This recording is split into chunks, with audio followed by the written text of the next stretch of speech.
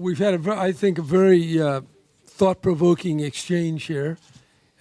There's nothing more important in California than water and making it available and using it wisely.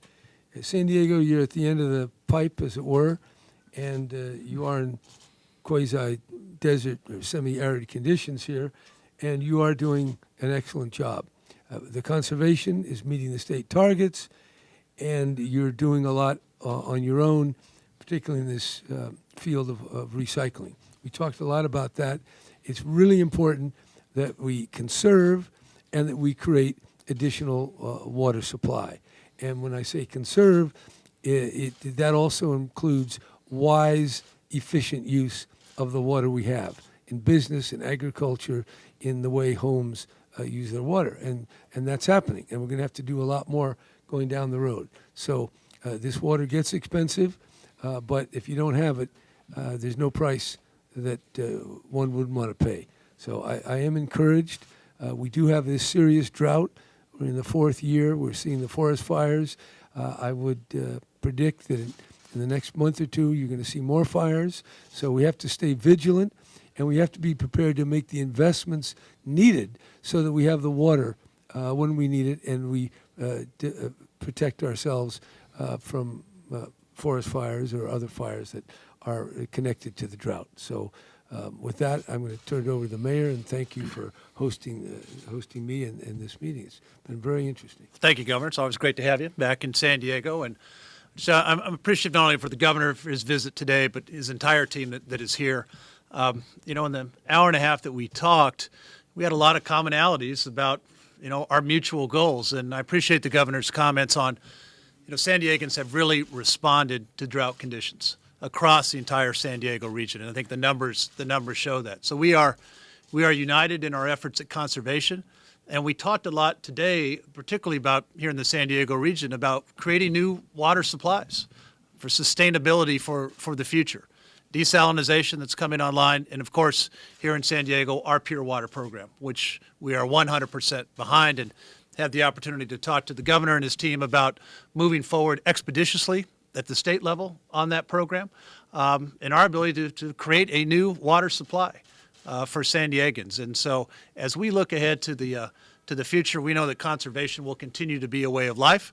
We've also talked about bringing on those new water supplies. They're going to be so important to our families, so important to our economy, and really looking not just for the next 5 or 10 years, but for the next 20, 30, 50 years out in advance. So I'm appreciative, as I think everybody who's around the table today had a very good, frank, open discussion about the investments that we're going to continue to make here in San Diego, but also how we can partner with the state as we move forward. So thank you all again for being here.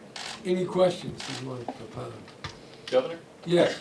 What contingencies has the state made to collect runoff, assuming or hoping that there is El Nino type activity this winter, so that it doesn't just become lost to the oceans, essentially? Well, are you talking about building a dam this year? Right. You can't. Storage doesn't happen overnight. These things take years, and in many ways decades. Just our project, the Delta project, that I was working on in 1980. We're still working on it. That's the Delta fix, the reliability through those tunnels that we're building. And even before that, my father was working on a water project in the 60s. So this stuff takes a long time. And in the meantime, conservation, water recycling, this Pure Water project of San Diego, the desalinization, all those projects, even desalinization, that's taken 15 years. So if we get this El Nino, we'll have to use the facilities we have and use our water wisely, because storage takes time. But you can be sure that we're going to be building whatever needs to be built, and we're going to do it in a very thoughtful way. One follow-up, sir, on desalination. We've heard this call, and I just wonder the extent to which you would consider taking money out of the high-speed rail initiative and diverting it to desalination plants. About $1 billion each, but... Well, I think I'd rather have a conservation program on the train so that people don't waste water as they're driving at a high rate, 200 miles an hour from the north to the south. And as you know, we older folk, we don't like to drive as much. And if you can sit and leave in the driving to a nice train engineer, that is a much better experience. So that's why we can do both. California is a $2 trillion economy. We're the 8th largest economy in the world. So we have room for water, we have room for projects, we have room for renewable energy, and we have room for our high-speed rail, which, as you know, was started by my predecessor, Mr. Schwarzenegger. And certainly I don't think I should be the terminator of what he started. Hey, do you want to comment on this? What are we going to do about that? Our reservoirs are, oh, good. I should have made that point. You know where we're going to store the water? In a bunch of empty reservoirs. You've seen them on television. No problem.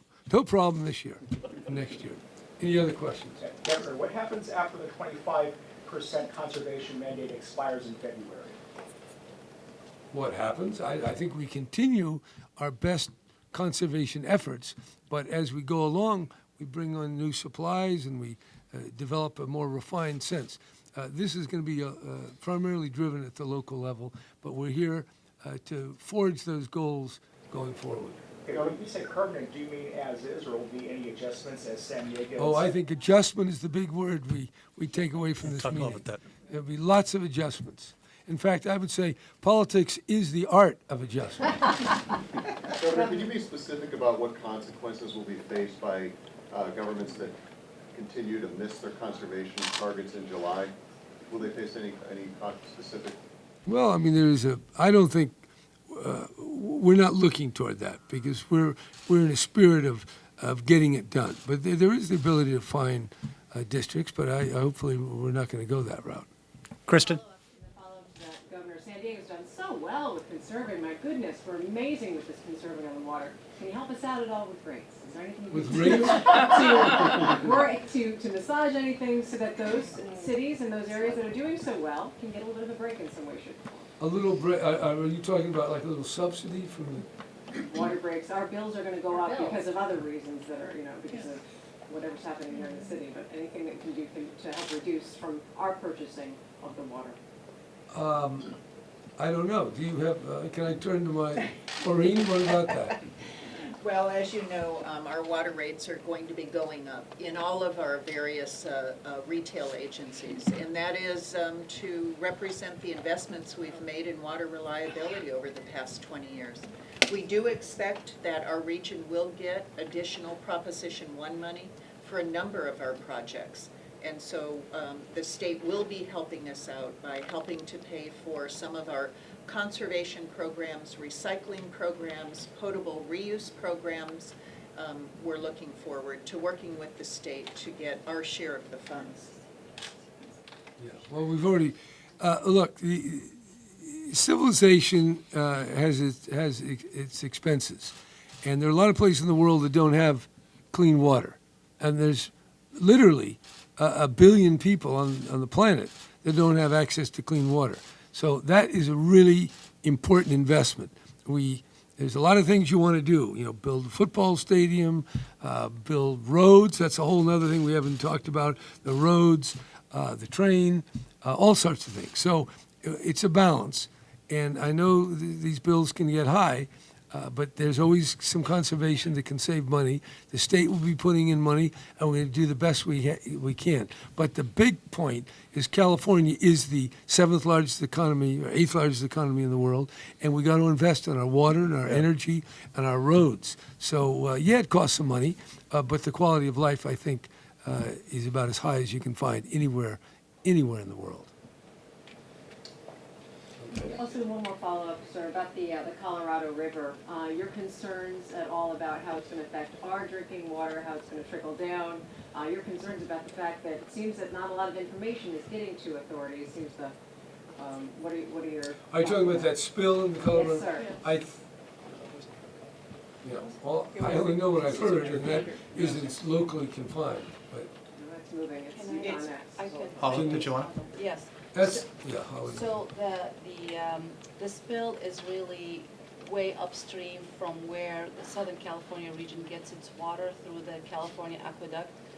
We are watching very carefully and doing plenty of testing, and at this time there is absolutely no concern with the quality of water because we're over 800 miles away from where the actual spill had happened. All right. Thank you very much. Okay, thank you. Thank you, Governor. Yeah, I will.